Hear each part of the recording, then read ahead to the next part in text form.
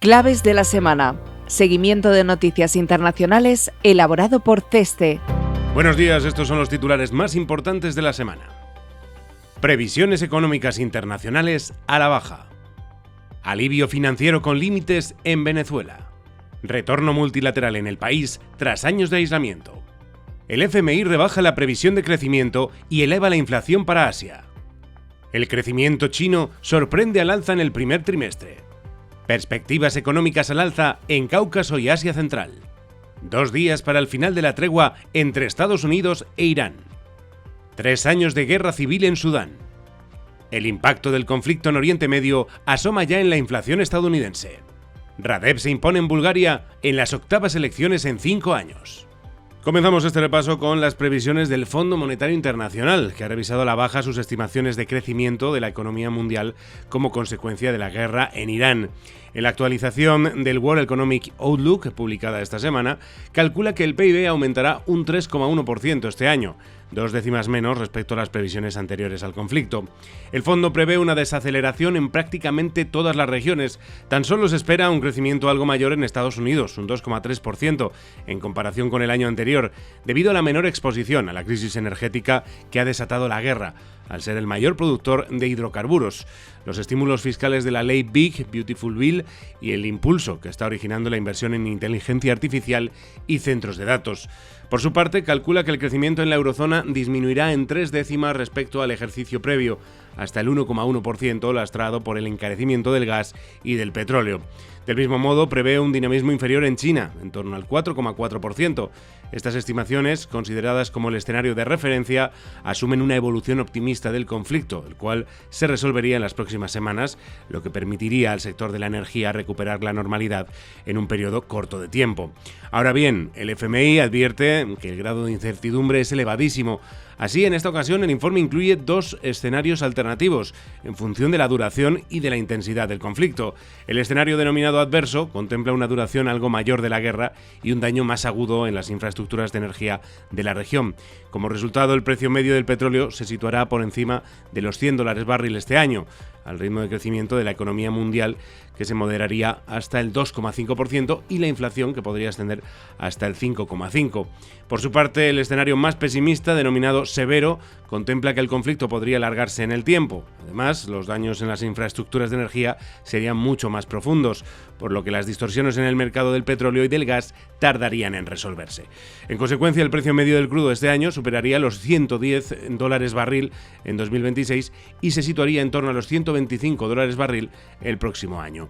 Asimismo, el crecimiento de la economía mundial se reduciría hasta el 2%, situándose al borde de la recesión, algo que solo ha ocurrido en 4 ocasiones en el último medio siglo. Respecto a la variación de precios, el FMI calcula que en este escenario podría ascender hasta el 6%, lo que forzaría a los bancos centrales a endurecer la política monetaria.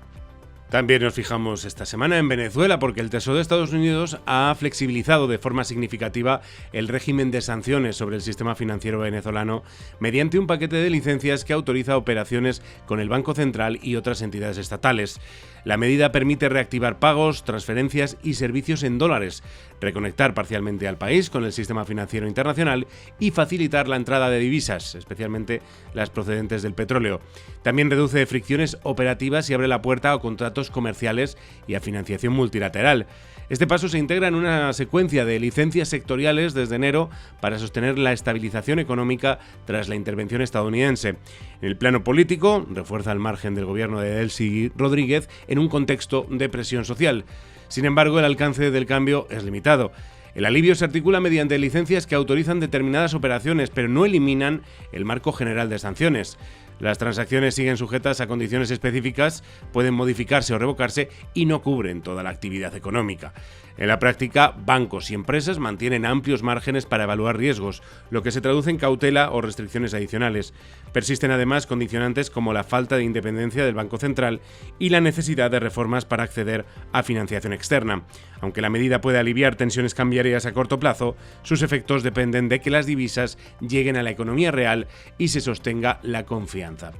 Y mientras tanto, la semana pasada el FMI y el Banco Mundial reanudaban sus relaciones con Venezuela tras años de ruptura, abriendo una fase de normalización financiera.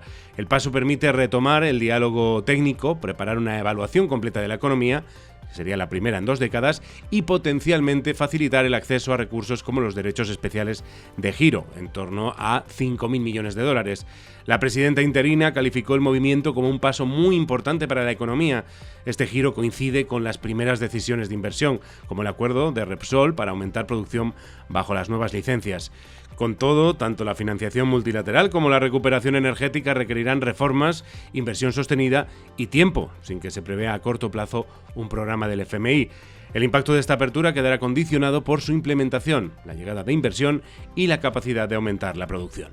Nos vamos hasta el continente asiático porque allí también ha habido cambio en las perspectivas del FMI. Ha ajustado a la baja el dinamismo de la región frente al impacto de la guerra en Oriente Próximo, proyectando que Asia emergente y en desarrollo crecerá un 4,9% en 2026, lo que supone un recorte de 3 décimas respecto a las previsiones de enero. Asimismo, el FMI elevó en 4 décimas su previsión de inflación hasta el 3,6% este año. Todo ello responde principalmente a la vulnerabilidad de la región ante los altos precios de la energía y el bloqueo en el estrecho de Hormuz, que han llevado a rebajar ligeramente la previsión de China hasta el 4,4%. Como contraparte, India se consolida como el motor de resiliencia regional, con una mejora marginal en sus proyecciones hasta el 6,5% anual, beneficiada por una política de relajación arancelaria y una robusta demanda interna que, según el organismo, permitirá a Asia seguir siendo el principal contribuyente al crecimiento global.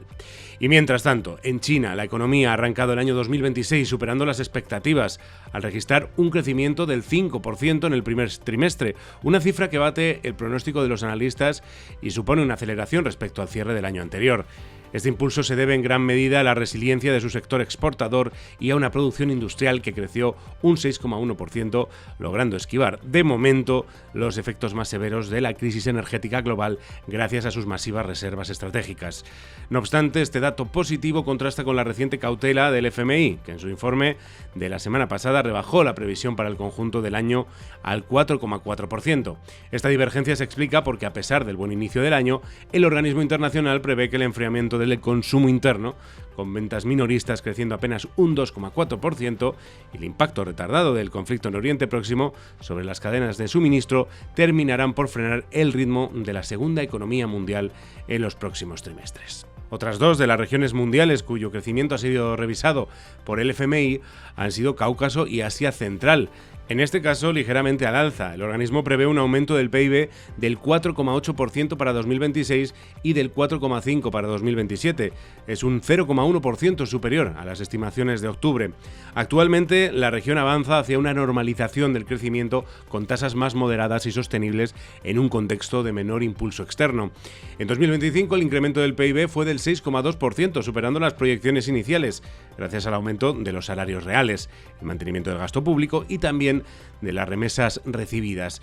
La inflación se mantuvo por encima de los objetivos de los bancos centrales en varios países a causa del crecimiento de los precios de los alimentos y las presiones de la demanda interna, lo que llevó a las autoridades monetarias a endurecer su política. Sin embargo, se espera una desaceleración económica en 2026, en un contexto en el que, hasta el momento, el impacto de la guerra en Oriente Medio ha sido limitado. Esta desaceleración irá acompañada de una divergencia fiscal entre países exportadores e importadores de energía. Mientras que los primeros mejorarán sus saldos, impulsados por los mayores ingresos energéticos, los segundos verán deteriorarse sus balances por el aumento del gasto y el encarecimiento de las importaciones. El FMI señala entre los principales riesgos las disrupciones comerciales y de las cadenas de suministro, presiones inflacionistas derivadas del aumento de los precios de los alimentos y de la energía y una mayor incertidumbre geopolítica que puede afectar a la inversión y a la confianza empresarial. Frente a esto, el informe sugiere políticas centradas en mitigar los riesgos a corto plazo y el mantenimiento de reformas estructurales. Como vemos, la actualidad internacional gira en torno al conflicto entre Estados Unidos e Irán. La última semana ha estado marcada nuevamente por la volatilidad y la incertidumbre sobre la evolución de esta guerra. Algunos acontecimientos han acercado la posibilidad de que se resuelva la contienda, otros, en cambio, han puesto de manifiesto su complejidad. El presidente norteamericano, Donald Trump, anunció el 16 de abril un alto el fuego de 10 días entre Israel y el Líbano. Se espera que en las próximas jornadas ambos países continúen con las negociaciones directas. indirectas auspiciadas por Pakistán. Este movimiento allana el camino para la firma de un acuerdo de paz entre Irán y Estados Unidos, dado que Teherán había exigido que la tregua se extendiese al Líbano. No obstante, la evolución de este conflicto tampoco es evidente, dado que los enfrentamientos han continuado a pesar del alto el fuego. Por otra parte, Trump aseguró el pasado 17 de abril que la firma de un acuerdo de paz con Irán estaba muy cerca. Asimismo, indicó que las autoridades persas habían aceptado entregar el uranio enriquecido.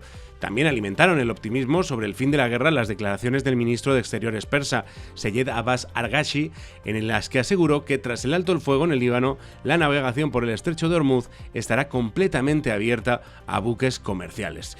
Sin embargo, las expectativas han enfriado desde entonces. Teherán ha indicado que la entrega de las existencias de uranio enriquecido no están sobre la mesa de negociación. Asimismo, el bloqueo del estrecho de Hormuz persiste. Incluso la tensión se ha agravado en las últimas horas después de que las Fuerzas Armadas norteamericanas hayan interceptado en la madrugada del 20 de abril un buque de carga iraní que intentaba cruzar el estrecho. Las autoridades iraníes han acusado a Estados Unidos de violar la tregua y han sugerido la posibilidad de no acudir a la próxima ronda de negociaciones que está previsto que se celebre mañana en Pakistán. Así, a 2 días del final del alto el fuego, la incertidumbre sobre la evolución de la guerra continúa siendo elevadísima y, por tanto, ningún escenario debe excluirse. Pero aunque a veces lo parezca, ese conflicto no es el único del mundo. El pasado 15 de abril, la guerra civil en Sudán, descrita por Naciones Unidas como la peor crisis humanitaria del mundo, comenzó su 4º año sin indicios de que pueda llegar pronto a su fin. El conflicto entre las Fuerzas Armadas sudanesas y el grupo paramilitar Fuerzas de Apoyo Rápido estalló hace 3 años tras una disputa de varios meses sobre los planes para incorporar a las RSF, compuestas de 100.000 efectivos, al ejército regular. La principal consecuencia ha sido la muerte de cientos de miles de personas y el desplazamiento forzoso de 1/4 de la población, además de una debacle económica que deja casi 20 millones de personas en situación de hambre aguda. La ONU ha denunciado que los ataques con drones de ambos bandos han causado la muerte indiscriminada de civiles en la región de Kordofán y el estado del Nilo Azul, 700 víctimas solo en 2026, y que se han encontrado indicios de genocidio contra las comunidades Zaghawa y Fur, perpetrados durante la toma de El Fasher por las RSF el pasado octubre. Durante los 3 años de enfrentamiento se han producido numerosos intentos de mediación externa. Sin embargo, no se ha logrado ningún avance y se han ignorado todas las resoluciones de alto el fuego. Además, se trata de un conflicto muy regionalizado. Las RSF cuentan con Emiratos Árabes Unidos como principal patrocinador y aliado, pero también tienen el apoyo de Etiopía o Chad, mientras que las SAF cuentan con el respaldo de Egipto y Turquía. Ambas facciones han logrado importantes victorias durante el último año. Las SAF consolidaron su control sobre Jartum y Sudán Central, y las RSF sobre Darfur. Pero esto solo ha reforzado la partición de facto del país y puede haber afianzado el estancamiento del conflicto. Así, es improbable que se alcance un alto el fuego en el corto plazo, a menos que los apoyos externos ejerzan una presión coordinada sobre los beligerantes para crear condiciones propicias para la desescalada, ya que en la actualidad estos no ven ninguna ventaja estratégica en congelar el conflicto. Por el contrario, ambos bandos tienen poderosos incentivos económicos para perpetuar las hostilidades, alimentados por una lucrativa economía de guerra basada en el clientelismo externo y el tráfico ilícito de recursos. Con el objetivo de intentar paliar el sufrimiento de la población, el mismo día del triste aniversario se celebró en Berlín la 3ª Conferencia Internacional sobre Sudán, que logró el compromiso de los participantes de aportar 1.500 millones de dólares para ayuda humanitaria, una cifra que, si bien superó las expectativas, apenas cubre la mitad de las necesidades básicas del país, según estimaciones de la ONU. Nos vamos hasta Estados Unidos porque allí la economía navega por aguas turbulentas tras conocerse la semana pasada que la inflación se disparó hasta el 3,3% anual en marzo, impulsada por un incremento crítico del 12,5% en los precios de la energía debido al conflicto en Oriente Próximo. Se trata de un incremento del 0,9% en tan solo un mes, rompiendo además bruscamente la tendencia desinflacionaria del último año. El dato hace casi inverosímil que se cumpla la previsión de principios de año de que la Reserva Federal llevase a cabo 3 bajadas de tipos a lo largo de 2026.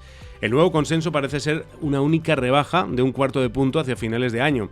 Esta preocupación por la inflación se une a las advertencias lanzadas por el FMI unos días antes en su consulta del artículo 4 con Estados Unidos, donde el organismo alertó de que la deuda pública del país ha escalado hasta un preocupante 123,9% del PIB. A pesar de que el informe del Fondo Monetario Internacional del 14 de abril mantiene una proyección de crecimiento notable del 2,3 para este año, el organismo ha dejado claro que el gobierno estadounidense carece de espacio de maniobra fiscal para absorber nuevos choques energéticos, advirtiendo que la combinación de una deuda desbocada y una inflación persistente obligará a retrasar cualquier alivio para los consumidores hasta al menos la primera mitad de 2027. Y finalizamos este repaso en la Unión Europea porque las elecciones legislativas anticipadas celebradas en Bulgaria el 19 de abril, las octavas en 5 años, han dado la victoria a la coalición Bulgaria Progresista, liderada por el expresidente Rumen Radev, en un nuevo intento de romper la prolongada inestabilidad política. Su resultado le sitúa como primera fuerza con claridad, tras capitalizar el desgaste institucional, las protestas recientes y el malestar económico en el país más pobre de la Unión Europea. Radev, que finalmente ha logrado la victoria con un 44,7% de los sufragios, muy por delante de lo que anunciaban las encuestas a pie de urna, ha llegado con un mensaje centrado en combatir la corrupción y mejorar la situación económica, en un país con bajos salarios, fuerte desgaste institucional y donde la reciente adopción del euro ha generado recelos en parte de la población por su impacto en el poder adquisitivo. En política exterior no plantea romper con la Unión Europea, pero sí adoptar una posición más crítica con Bruselas, especialmente en lo relativo a Rusia y el apoyo militar a Ucrania. La clave estará en cómo se traduzca ese resultado en acuerdos parlamentarios, en un sistema donde las alianzas han sido frágiles y a menudo basadas más en vetos que en proyectos comunes. Y hasta aquí nuestro repaso de noticias internacionales. Recuerda que puedes consultar más desde el apartado de comunicación Claves de la Semana en nuestra web ceste.com. Hasta la semana que viene.